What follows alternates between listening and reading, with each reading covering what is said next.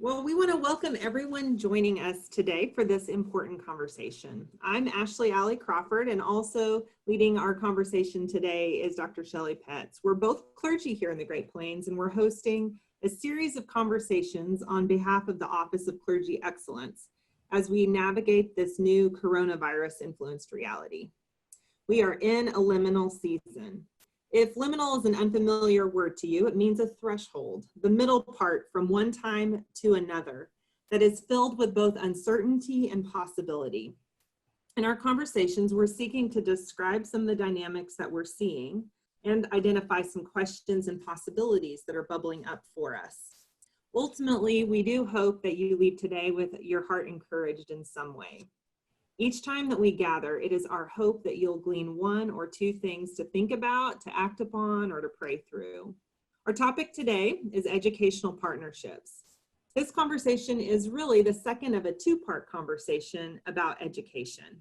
As we shared previously, the founder of the Methodist Movement, John Wesley, thought that one of the ways that society could be reformed was through education for all.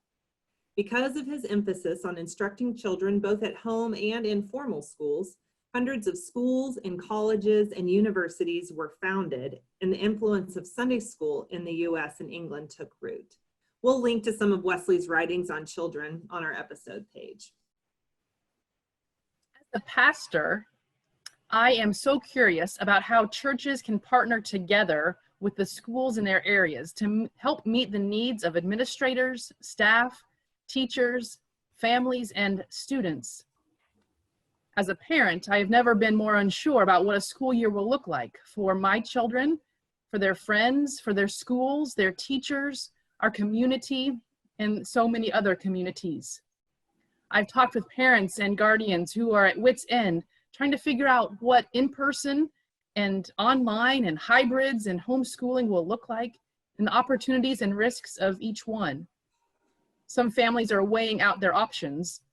Some families, based on a variety of circumstances, health or work or other, have limited options and feel the weight of that on their shoulders. Some families are ready to get back to normal, whatever that means right now. Some families have heard and some are waiting to hear what plans their districts will roll out. And there are incredibly difficult decisions being made. Sometimes with these difficult decisions, sometimes conflict arises due to not always agreeing with whatever the decisions that are made are. My curiosity comes into play to discover how we can love our neighbors in the midst of uncertainty and anxiety and the complexity of the multitude of educational needs. I am so looking forward to our guest panelists helping to shed some light on our conversation today and express our deepest gratitude for their joining with us.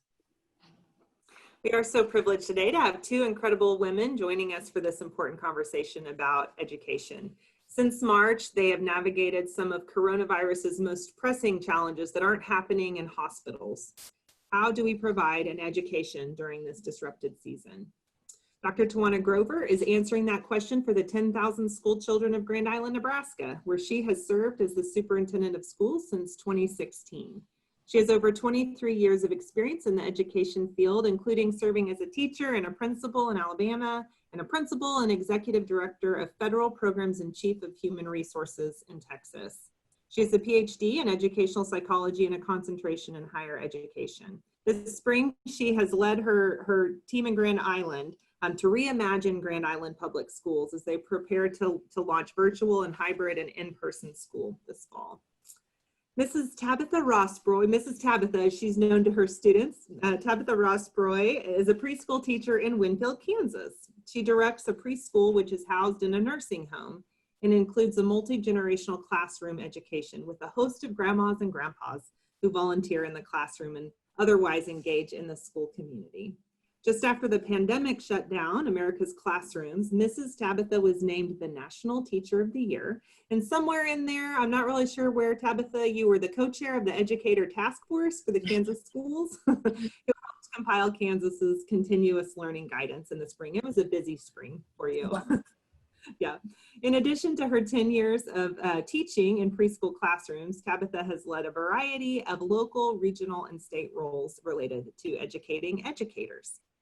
Honestly, I could go on and on about each of these leaders. They are both compassionate and smart and hardworking and sacrificially committed to education. And we're just so glad that you're both able to join us. Thanks for taking time to get us thinking about these things here today. So I want to start, Dr. Grover, with you. Would you tell us a little something that didn't maybe show up in the bio about you? What's something that we need to know about you? And I'd even love to hear what brought you to education. So if you'd be willing to share that, I'd love to hear it. Oh, okay, very good. Well, first of all, I want to say thank you to the Great Plains United Methodist organization, your conference, for hosting these conversations. I think it's very important that our greater community join the conversation with educators because we are all in this together. And the way that we will get through it is through the faith that we have in each other and the support that we provide to one another. So thank you so much for your leadership during this process. I came into education somewhat in a very unique way. I am a first-generation college student. I was born and raised in Alabama. And when I graduated high school, I had no idea of what I wanted to do with my life. I actually started working at, hey, Roll Tide, yes. I actually started working at a factory. It was a very well-known factory, and my mom worked at that factory for many years, and many of the people that I knew. And so that just became my trajectory. But I was so fortunate as I worked along that assembly line in that factory that I came in contact with two elderly women who had been working there for many years. They kind of took me under their wings. And one day they just said to me, "Why are you here? We can see so much more in you. At this point in our lives, we don't have a choice, but you do." And it was something about their words that, it inspired me to go and enroll myself in college. So one day on my lunch break, I walked out from that job and I didn't look back. I went and enrolled myself in one of the local community colleges with a mission to go forward to be a school counselor. Because as you see, my school counselor was one of the ones who told me that I wasn't college material. No one else in my family had gone to college and never thought that I would. So I've made it my lifelong mission, starting from that day when I enrolled myself in college, that I wanted to go to help children understand their choices and so that they could be prepared to make a choice for the rest of their lives and knowing that they could achieve at high levels. And so I did not end up being a counselor. I started teaching for 3 years, and during that 3 years, people encouraged me to be an administrator. They say things like, "You should be the principal, you should be doing this." And that's what I did. I went on that journey, and now here in Nebraska as superintendent. And I say to people, of course, you heard that I was from Texas I was in Texas for 13 years prior to coming to Nebraska. So whether it's Alabama, Texas, Nebraska, no matter where my feet land, I'm going to care about the children. I'm going to serve the community and to give them the tools so that they can thrive in life. Mrs. Tabatha, why don't you tell us about your journey into education? And I just have to say thank you, Dr. Grover. That's wonderful to hear that expectation. I do know that Tabatha has an Alabama connection, so she might have to gush for a minute. I do, actually. So my whole family is from Alabama, which is why I said Roll Tide, because if I didn't, I would be in trouble. I don't know, are you a Crimson Tide fan, Dr. Grover? Yes, we are all in Roll Tide, absolutely. My parents, the door on their house is the crimson red, yes. That's my dad, he keeps buying me Alabama clothes and accessories like I don't have enough, but I love it. We all live in Kansas. I actually was born in South Carolina. I never lived in Alabama, but my family was in aircraft, which brought me to Kansas eventually by the time I was in preschool. So I don't have a beautiful Southern accent like you, but my mother does and everyone else in my family does. So I love hearing it because it makes me feel at home when I hear any Southern accent, really. So thank you for bringing that to me today. I have been teaching preschool for 10 years, but I didn't always know that that's what I wanted to do. I knew I wanted to help people. And, you know, early on I thought maybe I'll go into the Peace Corps or, you know, do some other kind of helping profession like a counselor or like a therapist. But then I began in high school. I took a dual credit college Spanish course, and part of that was going down to the local preschool and teaching Spanish to those students. And through that experience was the first time I really got to observe a teacher.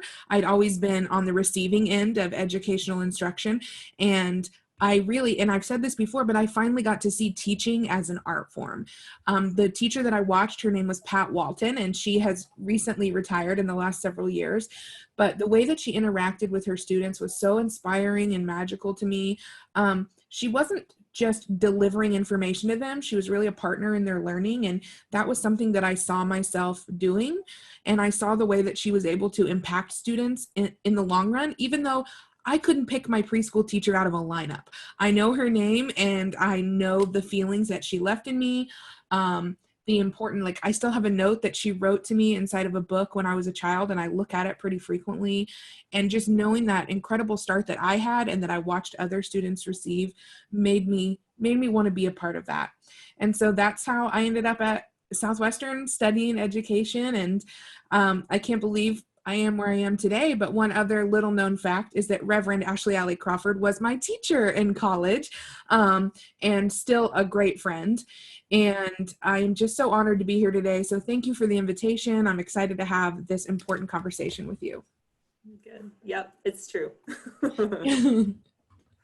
Thank you both.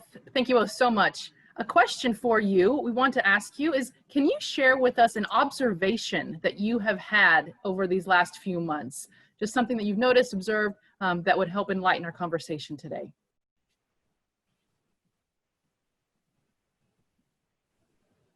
Either of you can jump in. Yeah. I don't want to go first. Go ahead, Ms. So one observation that I've had over the last few months is, we've got to do better for the communities, the families in our community that don't have access to certain resources that other families do. And I'm sure that will come up today. But just that lack of equity in our communities is glaring, even more now than it ever has before.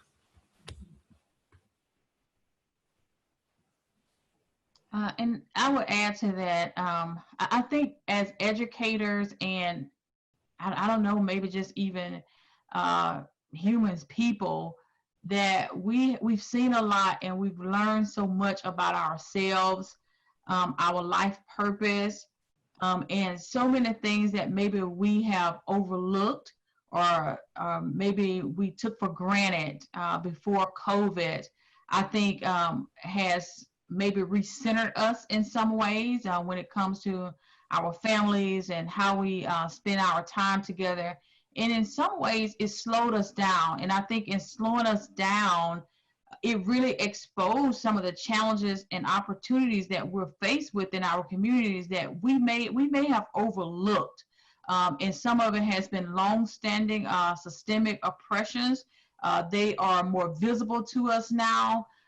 When we see some of the needs, the desperation that some of our families that they are living through, there's such a spotlight on some of those disparities that Tabatha talked about, and that I know we're going to get into in our conversations. But at the same time, I've seen just a glimmer of hope, and a lot of it comes from our teachers. They have been so adaptable, more flexible than I ever thought that they could be. And so in many ways, I think that stemmed from some trust that they had to trust us through some of these processes. And they've always been great for our kids, but knowing that they would not have those normal day traditional touch points, that it allowed us to be able to think about how we support our families in new ways. And I'm encouraged about how that continues even far beyond this pandemic. Thank you so much. Thank you. Mrs. Tabatha, in this last year, you have been named Kansas Teacher of the Year, and then you were named National Teacher of the Year, and we offer our deepest congratulations to you on this amazing honor. You have a pulse on the conversations about education at the local and state and national levels. What are the conversations within education that you are hearing in the country right now?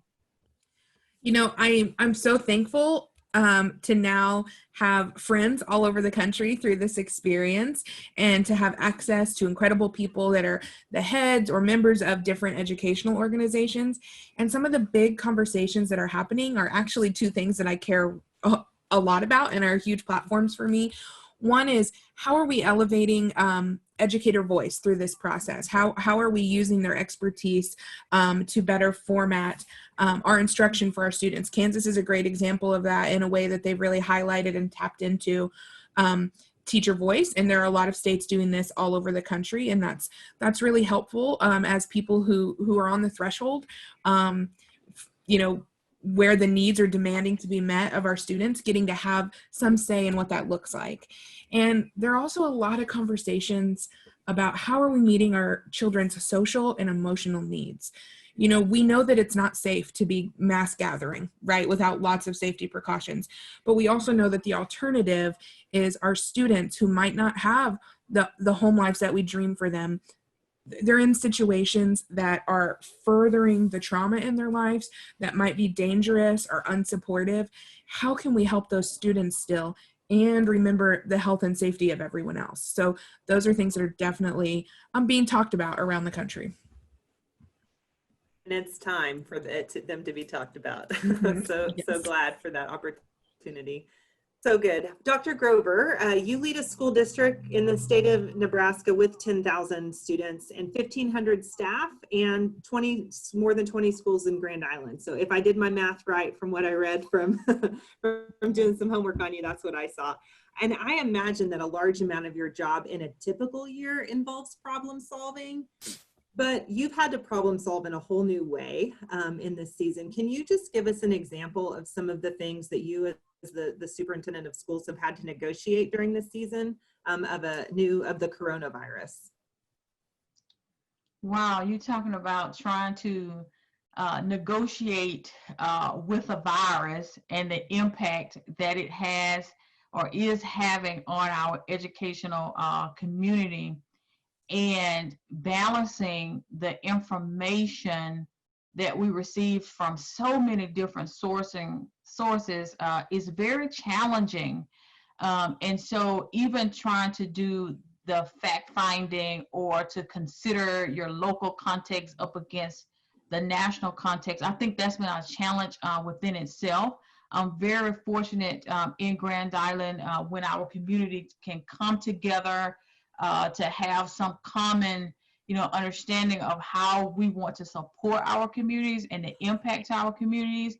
And one of the things that we've had to negotiate as a school district is how we enroll our students in the upcoming school year. This is certainly unprecedented. I'm entering my 25th year in education, and I never thought I'd be faced with the things that we're faced with right now, the challenges of so many unknowns, and even how we describe safety, knowing that we're entering to a situation where we're having to admit that, yes, you may come in contact, you may contract the virus. Like, that's a reality for us. And so it's very, it's scary to think about that concept when it comes to us being educators, when we're known for protecting our children. And so one of the things that that I wanted to help lead was giving parents voice in how their students are enrolled back in our school district, because there are so many different family dynamics. People's lives have shifted and changed, and they've had to make so many different adjustments. And you're talking about 10,000 students, right? And so that's 10,000 different possible variables that could be happening with our families. And so we allowed our parents to have a choice of how they wanted to enroll their students, if they want to come back face to face or if they wanted to do virtual school. And so we have set up an actual building it right now from the ground up, an actual virtual school that will have its own principal, its own set of teachers, where these parents have decided that it's best for my family, whether it's related to a medical concern, maybe their parent works in the medical, healthcare community. And we've also found, that even some of the online learning platforms it was better for kids for whatever reasons. And so giving parents a greater voice, it gives them some sense of security around their individual needs. You had to accelerate what would have been a couple year process into just a couple month process in all of this. So, wow, that's amazing. Huh. We have touched on this topic a bit, but we want to dive a little bit in more depth about how these last few months have illuminated the disparity in support, in resources, in the needs within their families, and across the socioeconomic spectrum. Mrs. We talked about how do we just make this real. Tawana, what have you seen in your district? And Tabatha, what have you seen in your work across the nation about how can clergy, how can congregations help understand this and address this and walk with you in this in this realness that is before us? Yeah, I'm happy to jump in and start the conversation. And Tabatha, we can certainly go, kind of maybe engage in some conversations here, because when we talk about the inequities and knowing that as a school district, we are a main lever for equity. And it was just, I don't know, so enlightening. We know that we have over 70% of our students, they qualify for free and reduced lunch. But when we had to feed our kids outside of the school, and we would see lines of cars that would be driving up to receive the meals and serving thousands of meals per week. And many of the people that were coming for meals, they may or may not have been from our school district, but maybe from our surrounding areas. And so we were able to see the food insecurities just kind of in a different way and the needs of our families. But I think one of the greater needs that has come up, and Tabatha touched on this a little bit, and I'll talk about maybe what the support could look like.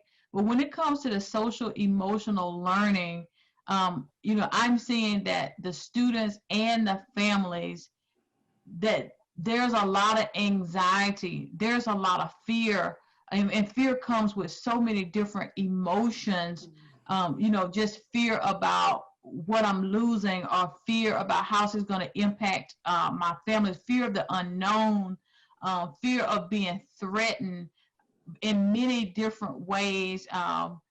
And parents are really trying to juggle that socialization piece with their children, as well as trying to keep them safe during these times. And as I've engaged with families, I could see a need for a support system for many different families. And depending on where you live and your circumstances, I've run into many of single parents who they may or may not have extended family here, or maybe they haven't built, connections or relationships where they can, develop some sense of a pod or connection of folks.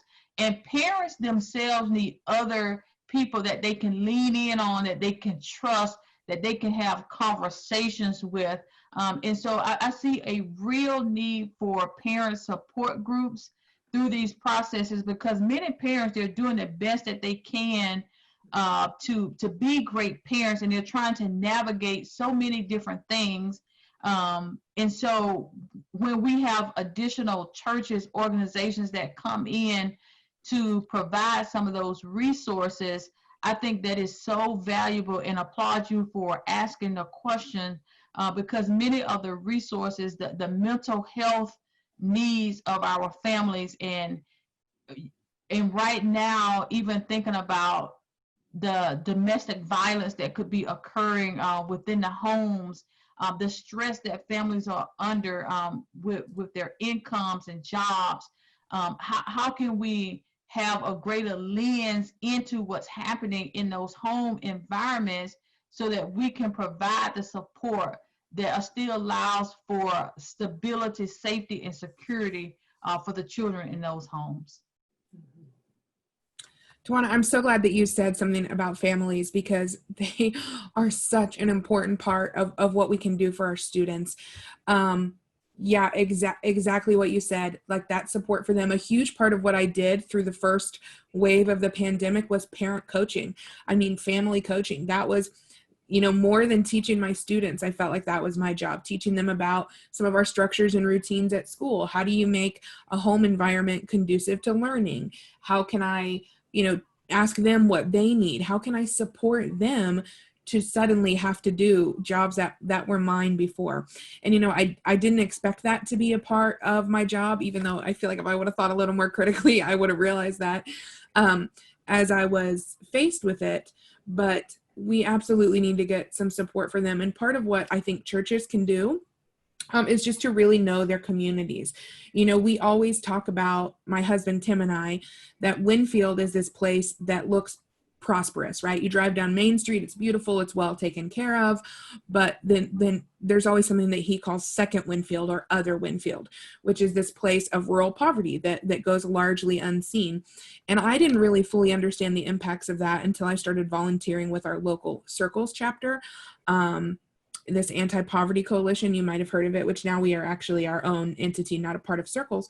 But I didn't know the needs of my students because I wasn't in their homes and I wasn't with their families every day. Some things I couldn't find out because I didn't have educational interest, right? We have all these students who have needs, like economically especially, and I don't get to know about it because, that would be a violation of their rights. And so we just have to sort of make educated guesses.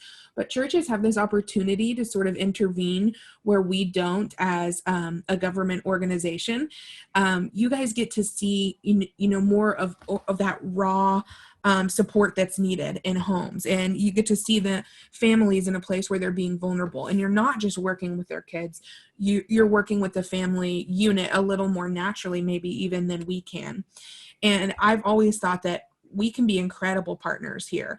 And there's a few great churches here in Winfield that I get to talk with and be a part of their conversations with their students and their families a lot.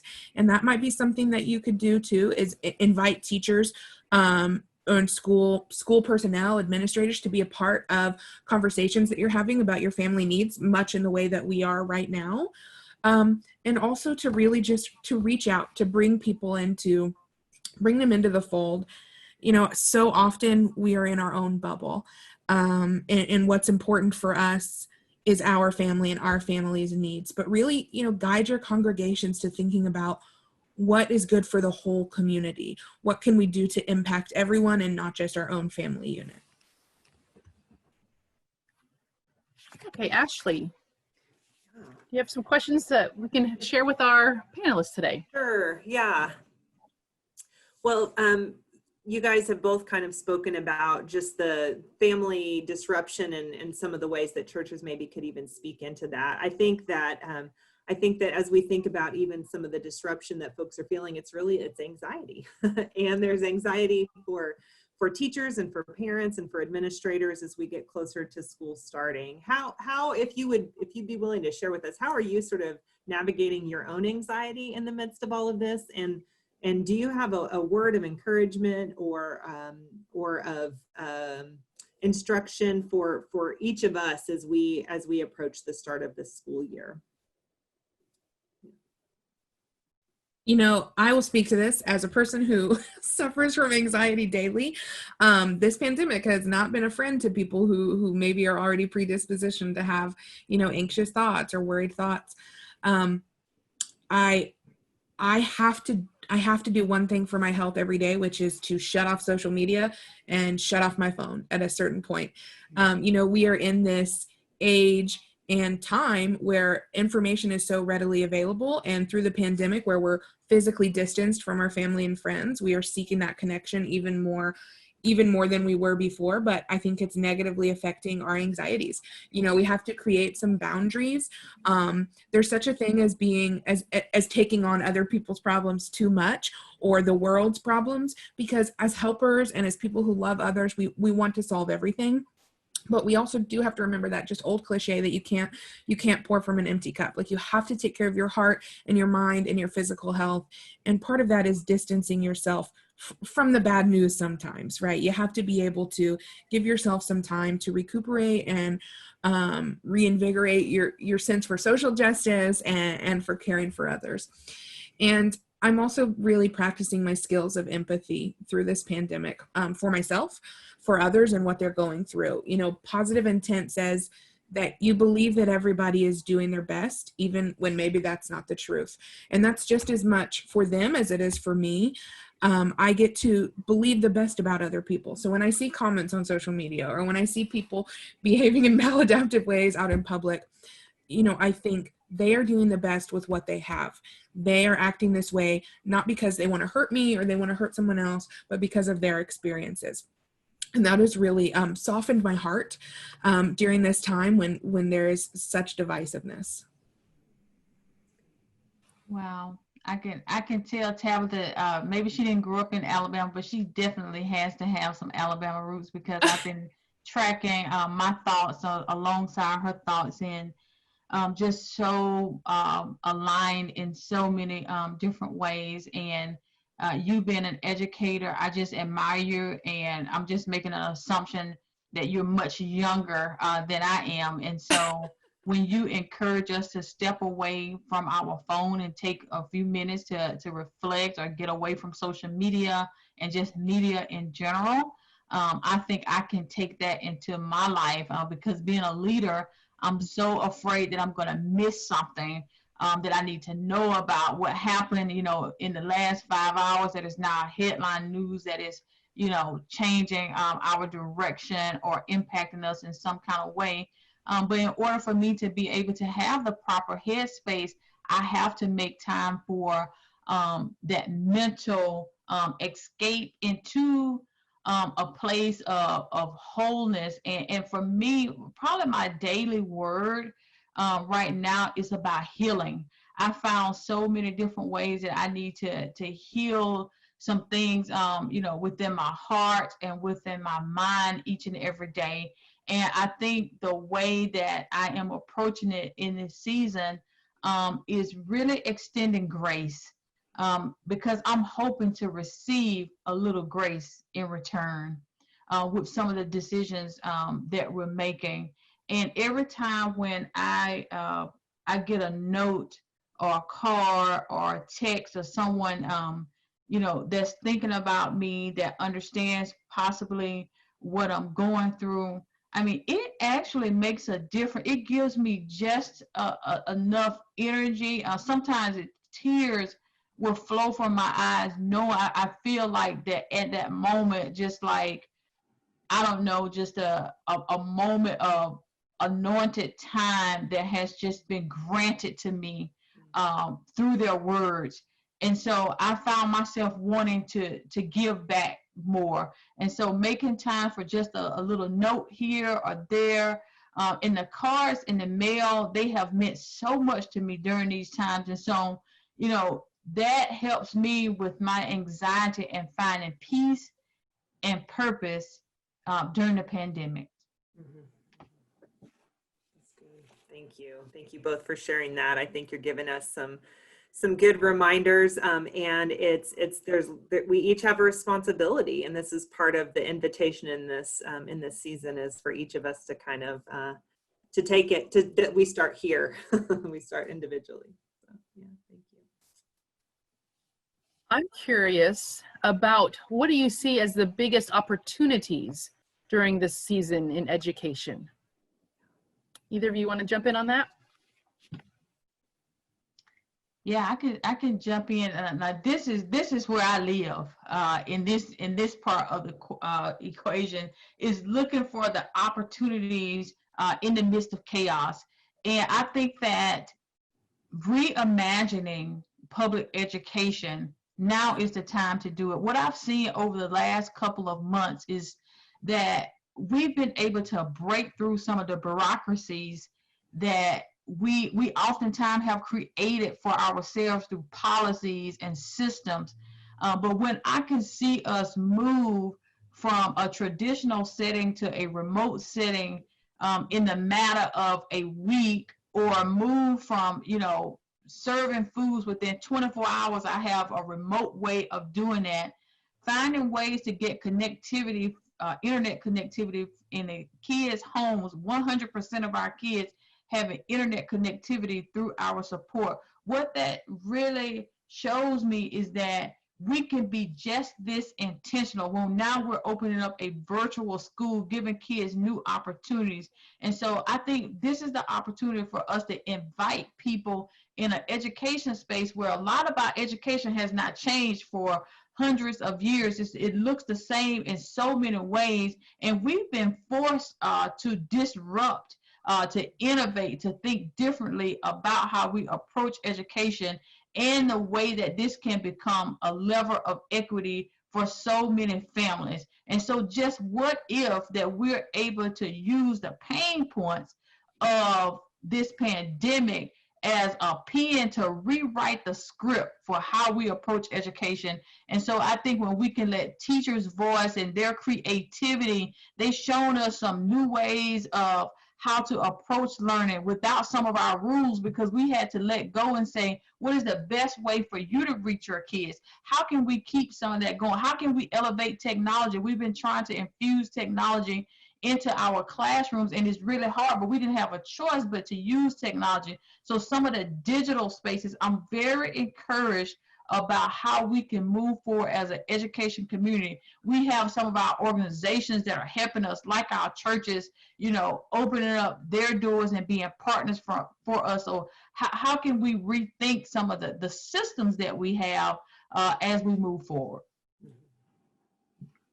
I'll follow you wherever you go with that speech. I know, it's like, wow, sign me up. Yeah, I know. Me And too. Tawana, I'm so glad that you mentioned that, like that's where you live, because that's really similar for me as a problem solver, as someone who, hears about an injustice and like quickly moves to action. Like how can we make this different? And educators, anybody who works in a school, I see them making, again, another cliche, which I apparently love to use, make a lemonade out of lemons. They work with what they have and they make things better. And this has really given us an opportunity to be reflective. Like you said, with sort of that forced pause that we've had to take. We've been given an opportunity as teachers, as administrators, to look into the homes of our students now in ways that we never did before, to see what barriers they have. And families have been given the opportunity to see what we go through every single day. And I think that just that understanding that this has built, which we need to remind ourselves about, that's what it is, understanding, because it's so easy to make that a divisive component, right? So many times before, we didn't understand what each other was going through. And even now I see people running with division rather than running with the understanding. There's almost like inventing ways to be mad at each other in the world. And I fall victim to this myself too, when I forget to use things like positive intent for other people. But I think we have the opportunity to move forward, having a deeper understanding and knowing what each other is going through. And when we can reflect on those things, we can be even more responsive, and we can make decisions on education about what our students' needs are based on the information that we have. I always quote Maya Angelou, who said, "Do your best until you know better. And when you know better, then you do better." And I think this is an opportunity for us to do better in every aspect, in our communities, in our schools, in our churches, in politics. This was not something anybody wanted to happen, but through conflict is how we learn, and we are going to get through this together. That's right. And you all are demonstrating the things you're saying we could be saying about the church right now. And so many churches are navigating some of these very same questions. How can we navigate technology? needs? How can we sort of become partners with the families in the midst of ministry? And so many things you guys are saying, but I would love if we had just, if you would take just a moment to kind of give us some real tangible ideas. Are there things you're hearing about that churches are doing? Are there things churches could do? What could we tangibly, how could we help? How can the church serve as partners to our educational systems? In addition to that sort of emotional support and ways to be involved in families' lives that maybe schools can't be, I think that they could offer some really practical things too. Like I saw families, like for instance, when we had to have a late start here in town, our churches stepped up and provided a place for students to be for families that had to work. If you hear about someone in your community that is in need of a resource, doesn't have access to a healthy person that could help them with childcare on the days that that school is off, reach out and help them with that. Provide that resource, because access to things is what limits so much of our families' opportunities. And also maybe things like opening up the church for a small, select, socially distanced, few that need it for internet or for a quiet place to work. So often I think it's really hard to work at home.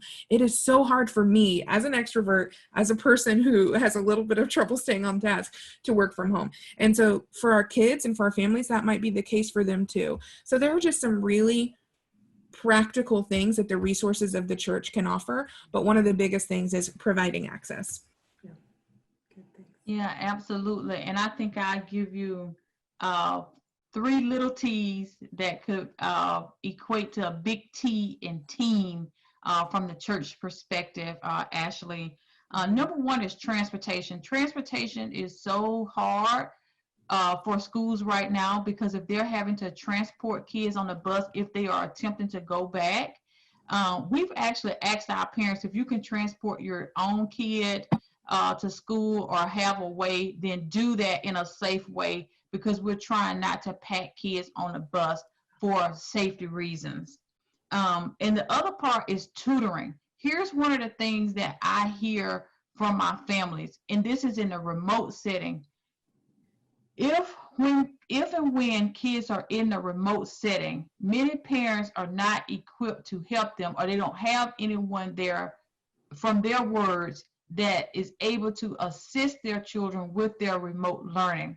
And so this is the opportunity to lean into the families of where you could be an extended support, because sometimes maybe I may have a grandmother or someone who's able to watch the children so that they have adult supervision, but they may not be able to provide clear academic support for those students.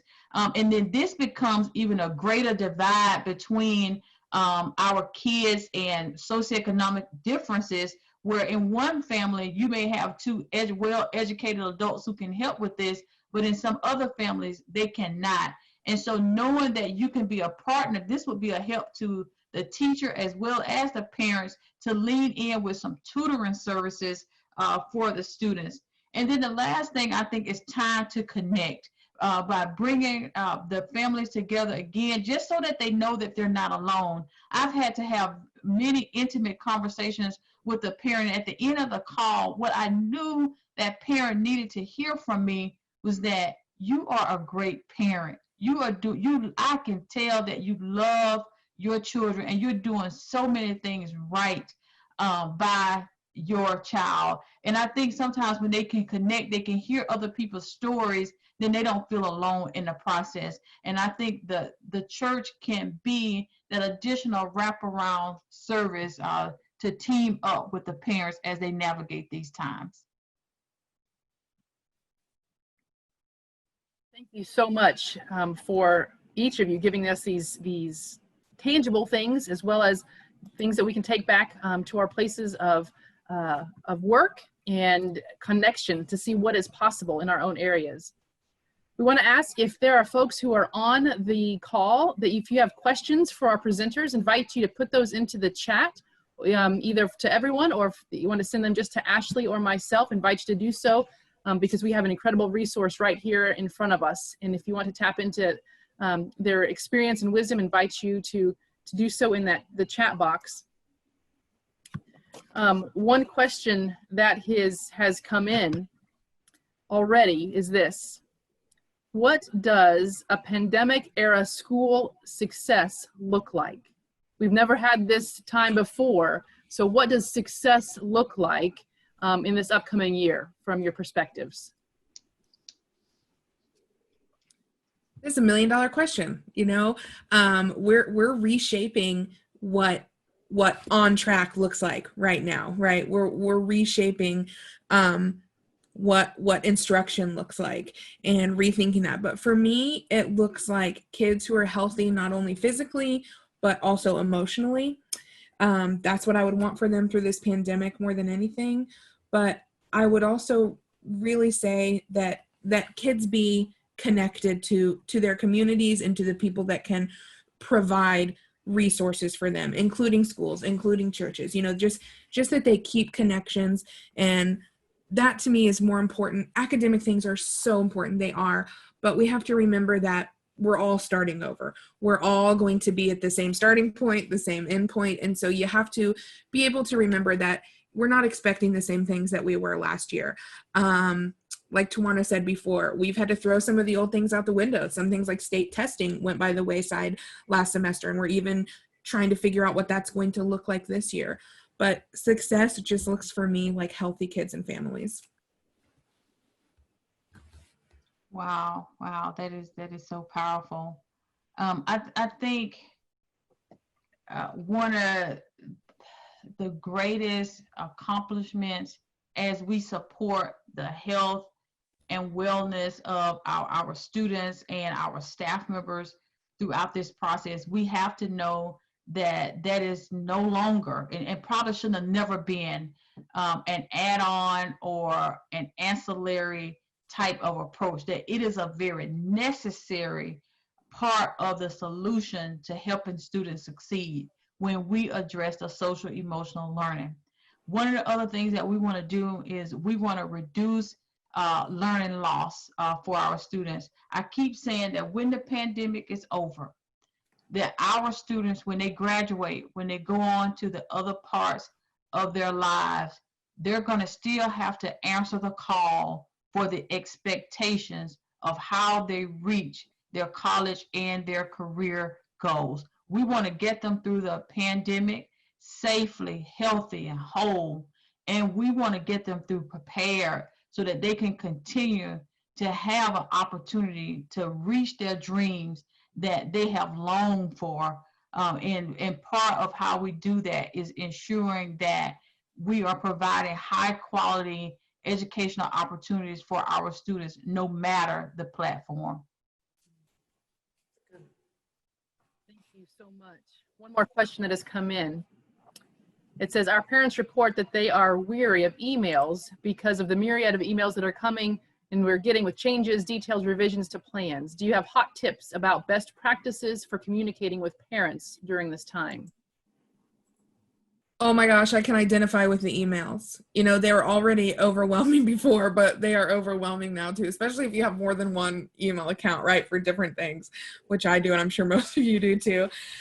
One big thing that I have suggested to teachers and to colleagues is to make like a sign up for times to check in weekly, so that maybe you're not getting bombarded and you don't have to do like a daily email reminder, but that I'm having a moment face to face with each of my students and their families every week, if they have access to video chat, or if they can do a phone call, or however that works, socially distance outside in their driveway. You know, use your army and your community to make sure that's happening. And you be intentional about it, right? Like in my classroom, I would have a list of people that I would say, did I make contact with them this week, right? Individual personal contact, because so often we get lost in the 4 words that we just send on this like impersonal email, like, yeah, your kid did great today, you know, sending them out the door. But just be really intentional and individual about your contact. Yeah, I don't know if this is allowed, but I just want to say preach. Right, like the emails are just way.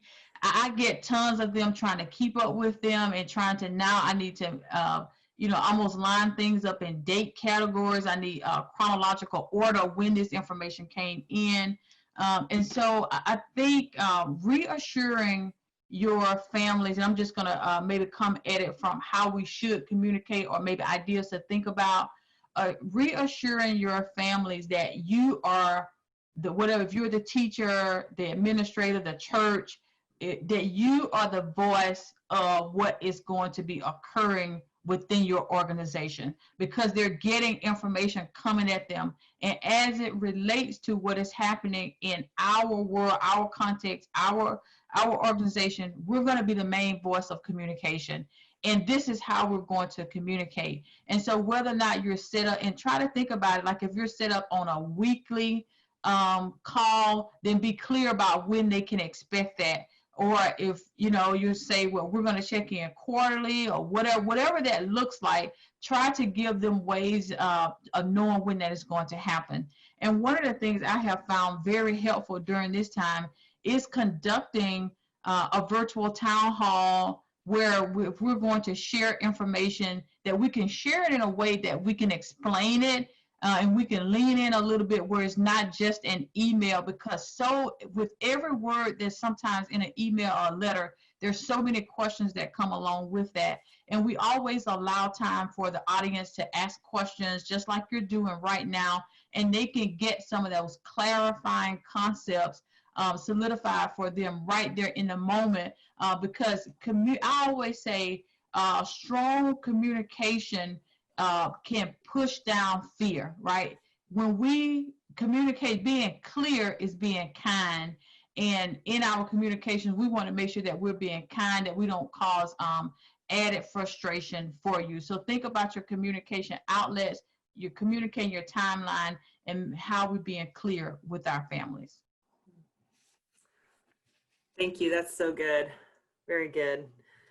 All right. Well, I want to give both Mrs. Tabatha and Dr. Grover just a brief minute. If there's anything that you want to say kind of as a final word as we wrap up, we really could go on and on. It's so great to hear from you both about some of the possibilities that exist in this time. But what final word of permission or support or whatnot would you offer for teachers and for parents, for administrators, and for those of us in the church during this season? Well, I'm just, again, so thankful that you guys are having these conversations at all, and valuing input from others and being open to the idea of different ways to help. My biggest thing that I want to remind people, and I see so much of, is that we are not going to make it through this unless we do it together. We've all got to be looking out for one another in ways that we never imagined before. Putting self behind other is something that's really hard for people when they're afraid, when they're scared, when they fear for their family, or when they're getting information from all different kinds of sources and having anxieties on their own. But one thing that I want just people to talk about, and something someone said in college to me once was, you don't want to be right, you want to do what's right.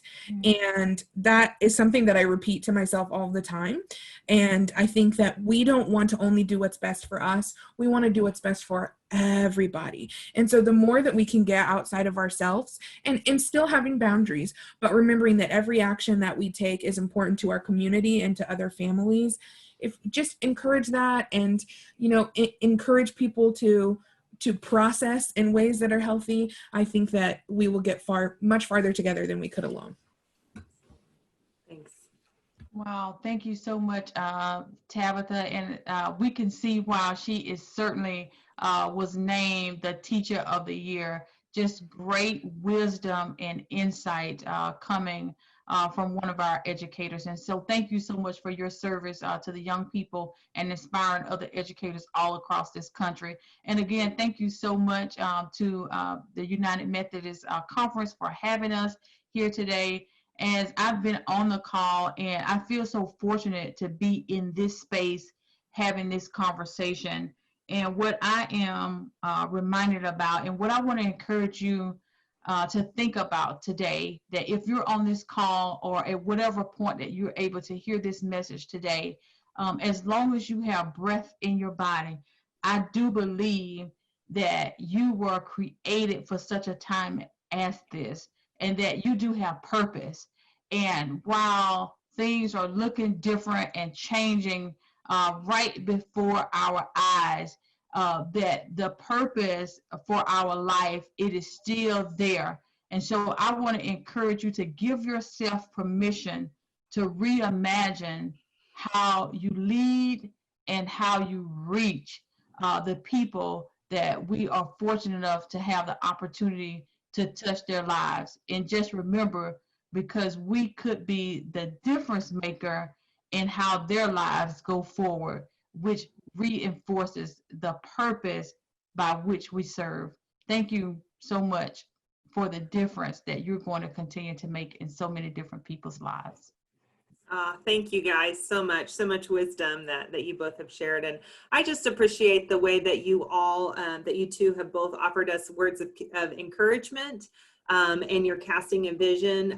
Dr. Grover, I loved it when you said we should use the pain point as a pen to rewrite the script for what we've got moving forward. And I'm going to take that with me. Tabatha, I'm going to take with me today just the reminder that churches do have an opportunity into the inner workings of the lives of families in ways that schools don't. And there's so many opportunities for us to find those ways of being able to help to contribute to healthy kids and families in this season. So we're so grateful for your presence today. And I know that that lots of folks are thinking about this. We have a history of educational partnerships in our conference dating back to the very beginning of the Great Plains Conference in 2014.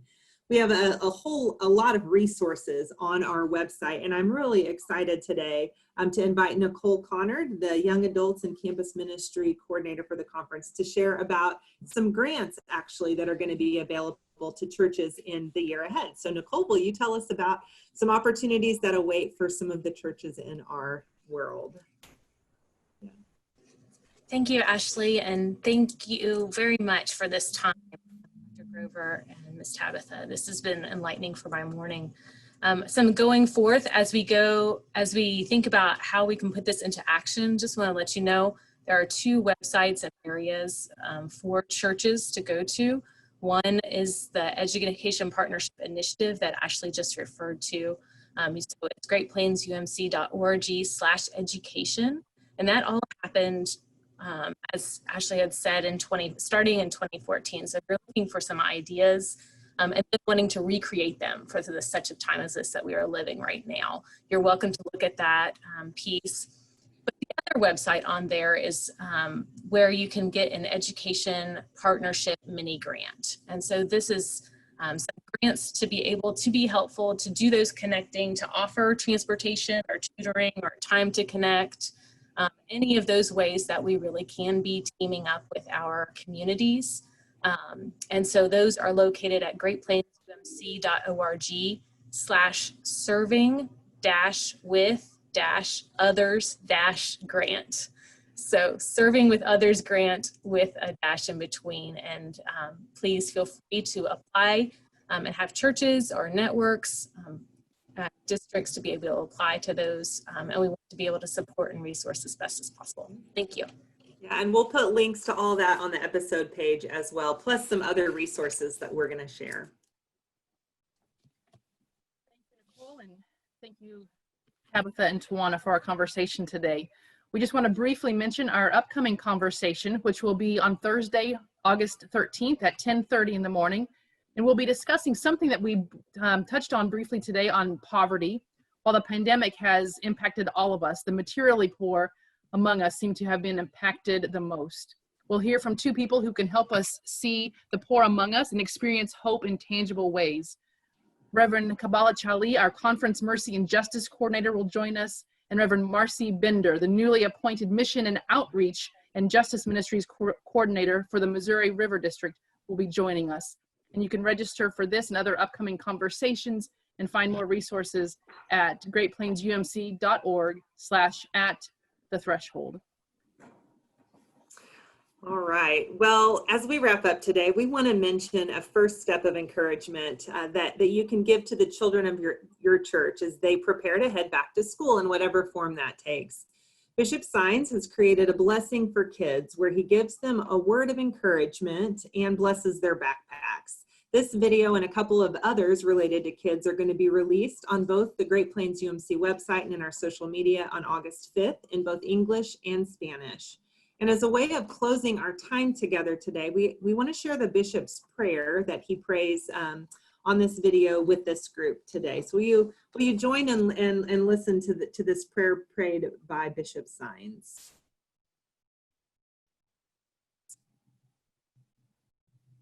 Thank you for the gift of learning.